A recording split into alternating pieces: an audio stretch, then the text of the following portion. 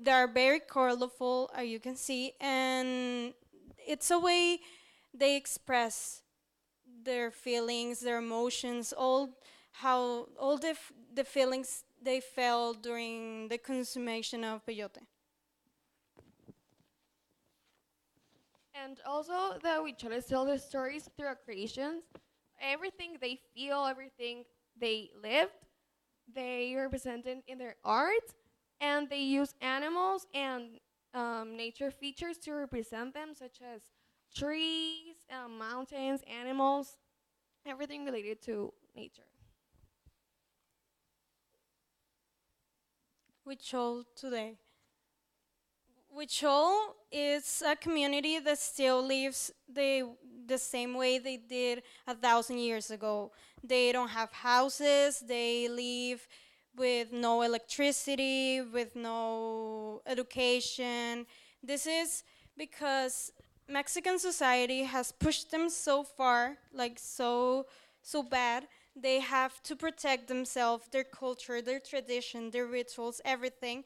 And being aside, it's a way to protect themselves and how they feel and not being discriminated so much.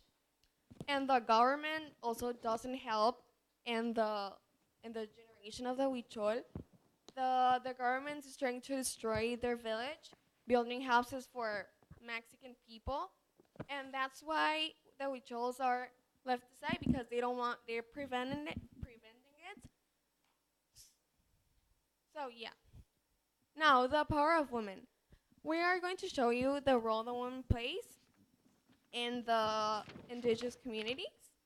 So the woman is left aside also because throughout their life they leave two stages. The first one is when their kids are born, they stay in the house, mm, doing their clothes, cooking and other stuff. And when their kids grow and they go to work, the women are stuck in their lives because their life is not they're over because they don't have kids to show them or to clean their clothes. They don't have nothing. Indigenous women, before they didn't have any voice in the community, like any. Now these communities have evolved, and now they can choose whether they like the tradition, whether they don't. They can be part of the rituals, they can be part of the organizations, but still they're a lot marginalized because they're indigenous and plus they're women. In Mexico, they really push them aside. Yes, imagine like if indigenous people, men and women, they're both left aside. Imagine women, they're even more it's even more harder for them. And also the government and Mexican people deny them health, education, and employment based on their sex or their race. Us, as a new generation, we want to change that way of thinking. We want people to start putting ethnic groups as a pride and making them important for us and not marginalize them. We want them to be part of our present. They build our past, they are not in our present. We want them to be in our future.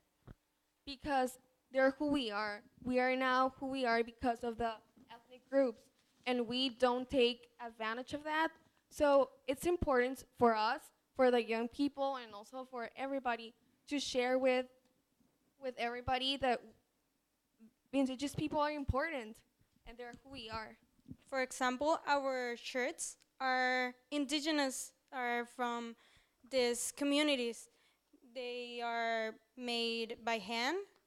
This one is from Tijuana, and that one is, yeah, from Tijuana as well. But yeah, Yes, the woman plays such a beautiful role. They do everything, the clothes, um, they educate their children, and we don't take any vote for that. So it's very important for us to show ourselves. it was a pleasure to share with you a little bit of our history. Thank you. Thank you so much.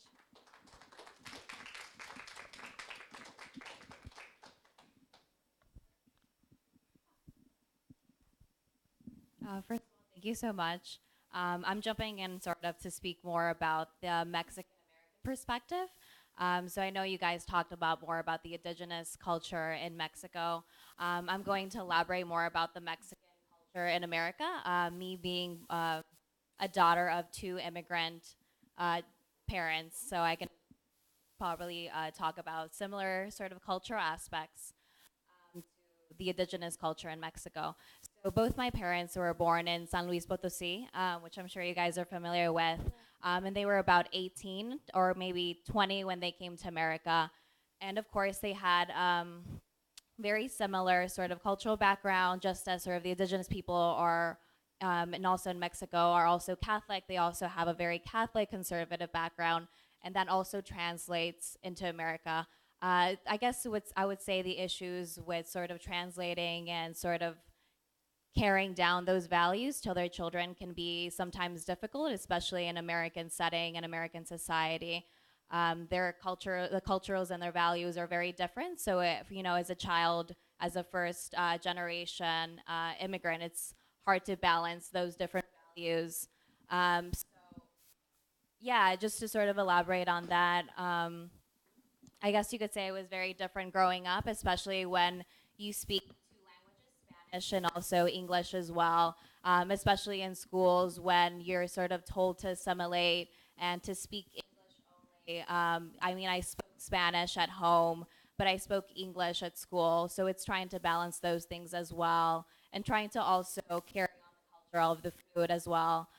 So I mean, I eat food at home, but I also like burgers on the side. So I mean, there's different, very different values that you sort of carry on, and sometimes they can sort of butt heads with each other, right? Especially when as myself as a college student, I'm sort of exposed to people of other different cultures as well.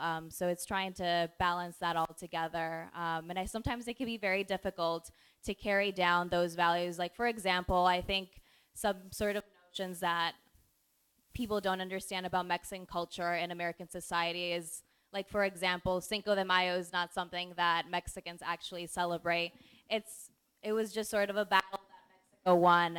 But Americans like to think, yes, like this is very important to Americans, when really it's something that's not very much celebrated, but actually more commercialized in America in order to sell food or to sell products, when actually Mexicans celebrate more of Independence Day rather than Cinco de Mayo. So I mean, that's just one example that I guess that's a very common myth in America. So I think it really much depends on sort of the upbringing of the Mexican parents. I know there are other parents in my neighborhood growing up. I grew up in Chicago in Little Village, which is mainly a Mexican American community. And I know other families who didn't have similar upbringings, who had instead parents who, yes, immigrated from Mexico, but decided not to carry on those values from Mexico because they wanted their children to assimilate to American values. So I think it really depends on sort of the parents and what they want. But yeah, I just wanted to bring in that perspective as well. For example, I'm a daughter of two immigrants as well. My mom is from Colombia and my dad is from Venezuela. So I have all this background information as well. The food I eat in my house can can be different as well, and my education is different. I have different values, I have different perspectives, and I've traveled to those places because my family is from there, and I can see the difference of Mexico and South America as well.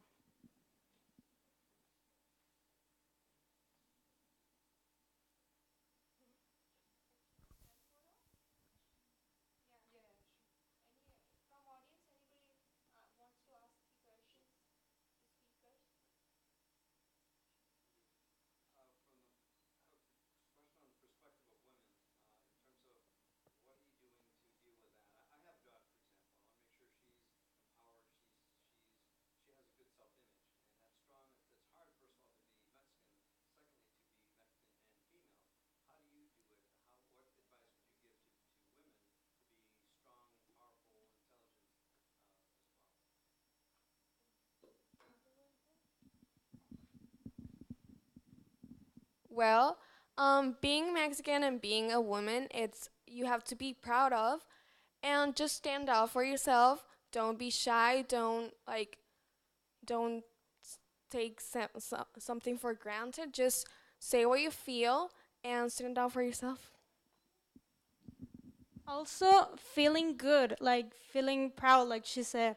When we don't feel good about ourselves and we don't feel proud of being who we are, people treat us different. So if we show them that we are proud of being Mexican, people will start showing that we are proud and they will start treating us different.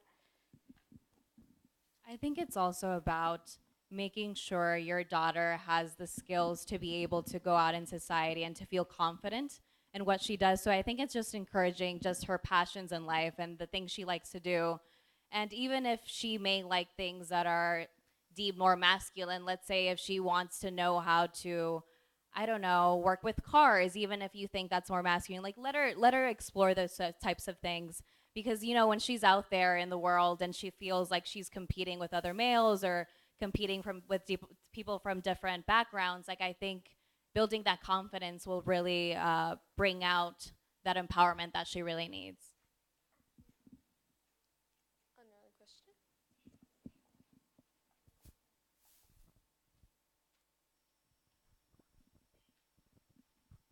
Thank you. Hi. What do you think? What is the most important value about the Mexican culture with the Mexican people? What is the value, the most important value? I think it's humility because we show humility. They are who they are. Um, People in Mexico, they grow. They use like modern things, but the indigenous people they stay what they believe, and they're so humble. They don't need to show off anything. They just do whatever they think it's good.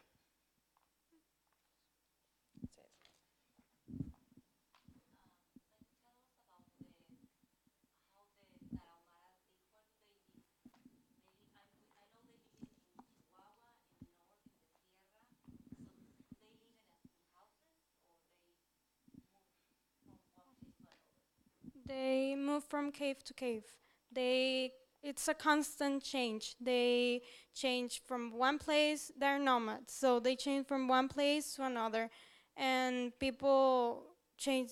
That's why they leave things behind so people can the other natives can use them and be useful for them. Uh huh. The No, with the Huicheles is different. Um, they stay in their place. They build their whole life, and like the Tarahumaras, they move from place to place, and the things they use in order to cook or to clean things